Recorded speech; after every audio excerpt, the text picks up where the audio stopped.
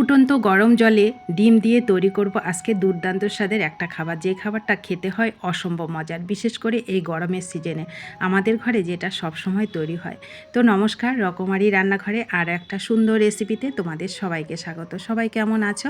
আশা করি সকলে সুস্থ আছো এবং ভালো আছো। তো এটা তৈরি করতে আমার লাগবে পেঁয়াজ। আমি বড় সাইজের দুটো পেঁয়াজ ছোট করে কেটে নিয়েছি, একটা ঝিঙে ছোট করে কেটে নিয়েছি, বড় সাইজের দুটো টমেটো ছোট করে কেটে নিলাম। এখানে বাটিতে নিলাম একটু কাঁচা লঙ্কা, আদা আর রসুন গ্রেট করে, আর 3টে ডিম নিয়ে নিলাম। এবার প্রথমে আমি যেই মশলাটা ইউজ করব সেই মশলাটা এখানে বাটিতে রেডি করে নিচ্ছি।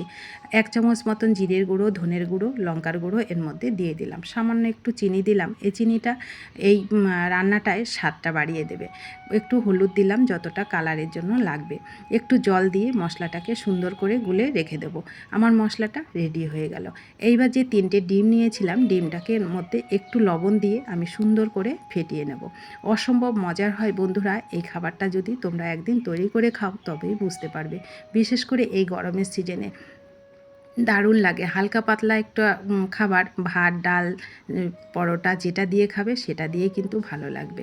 তো ডিমটা ফেটিয়ে আমি উনুনে কড়াই বসিয়ে আগে জলটাকে হালকা গরম করে নিলাম। ওর মধ্যে একটু দিয়ে দিলাম তেল। তেলটা অবশ্যই তোমরা দেবে, তাহলে ডিমটা খুব সুন্দর সেদ্ধ হয়ে যাবে। তো 5 মিনিট একটু সেদ্ধ করলে ডিমটা কিন্তু সেদ্ধ হয়ে গেল। ডিমটা তুলে নিলাম। এবার আবার উনুনে কড়াই বসিয়ে পরিমাণ মতো তেল দিলাম। এখানে জিরে, গরম মশলা, তেজপাতা ফোড়ন দিলাম। খুব সুন্দর একটা ফোড়নের যখন ফ্লেভার বেরোবে তখন এর মধ্যে আমি দিয়ে দেবো পেঁয়াজ কুচানোগুলো। পেঁয়াজটাকে একটু ভাজা করে নেব, সাথে একটু লবণ দেবো, তাহলে পেঁয়াজটা তাড়াতাড়ি ভাজাও হয়ে যাবে আর নরমও হয়ে যাবে। তো লবণ দিয়ে পেঁয়াজটাকে আমি ভাজা করে নিলাম।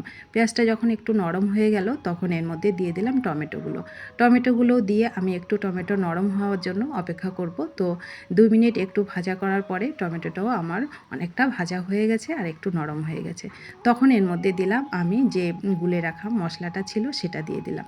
এইবার এই বাটি ধোয়া আমি জল না দিয়ে জলের বদলে আমি এখানে দিলাম একটু গুঁড়ো দুধ। 2 চামচ মতন গুঁড়ো দুধ আমি জলে গুলে এর মধ্যে দিয়ে দিলাম। এই গুঁড়ো দুধটা দেওয়ার জন্য এই রান্নাটার স্বাদটা দ্বিগুণ হয়ে যাবে। অসম্ভব মজার লাগে এই দুধটা দেওয়ার জন্য। তো অবশ্যই তোমরা এই দুধটা একটু দেওয়ার চেষ্টা করবে, দেখবে দারুণ লাগবে খেতে। তো একটু জল দিয়ে আমি মশলাটাকে সুন্দর কষিয়ে নিলাম, গ্যাসের ফ্লেমটাকে একদম লো টু মিডিয়ামে করে। তো মশলাটা আমার কষানো হয়ে গেল। এবার দিয়ে দিলাম একটা ঝিঙে যে আমি কেটে রেখেছিলাম সেটা। এই ঝিঙেটা সম্পূর্ণ অপশনাল, তোমরা চাইলে দিতেও পারো আবার নাও দিতে পারো। আমাদের ভালো লাগে তার জন্য আমি ঝিঙেটা এখানে দিলাম। তো ঝিঙেটা দিয়ে আরও 2 মিনিট কষিয়ে নিলাম। কষানোটা যখন হয়ে গেল তখন ভাপিয়ে রাখা ডিমগুলোকে এর মধ্যে দিয়ে দিলাম। দিয়ে এইবার আরও একটু কষিয়ে নিলাম। কষিয়ে নিয়ে এবার একটুখানি জল এখানে অ্যাড করলাম। এখানে যেহেতু সমস্ত মশলা আমার কষানো আছে আর এখানে বেশি জল লাগবে না, খুবই সামান্য জল আমি এখানে দিলাম। দিয়ে আর একটু লবণ লাগতো, লবণটা দিলাম, একটু কাঁচা লঙ্কা দিলাম। ব্যাস, গ্যাসের ফ্লেমটাকে মিডিয়ামে করে রেখে একটু ঢেকে রান্না করে নিলাম। রান্নাটা আমার রেডি হয়ে গেল। দুর্দান্ত স্বাদের লাগে বন্ধুরা। এই রান্নাটা তোমরা একদিন তৈরি করে না খেলে বুঝতেই পারবে না কতটা মজাদার আর কতটা সুস্বাদু এই খাবারটা। গরম গরম ভাত, রুটি, পরোটা সব কিছুর সঙ্গে কিন্তু দারুণ লাগে। তেজপাতাগুলো তুলে দিলাম যতটা তোলা যায়। দেখো কতটা সুন্দর আর কতটা টেস্টি হয়েছে, সেটা কি করে তোমাদের বোঝাবো। তোমরা অবশ্যই একদিন তৈরি করে খাবে, আর রেসিপিটি কেমন লেগেছে কমেন্ট করতে কিন্তু ভুলবে না। ভিডিওটিতে একটু লাইক করবে, তোমাদের একটা লাইক পরবর্তী রেসিপি তৈরি করতে অনেকটা উৎসাহিত করে। আর ভালো লাগলে অনেক অনেক শেয়ার করবে বন্ধুদের কাছে, আর এরকম গরম গরম পরিবেশন করে রান্না করে খাবে। সবাই ভালো থাকবে, সুস্থ থাকবে। যারা নতুন বন্ধু আছো তারা চ্যানেলটা প্লিজ সাবস্ক্রাইব করে পাশে থাকবে। যারা পাশে আছো তাদেরকে অসংখ্য ভালোবাসা ও ধন্যবাদ।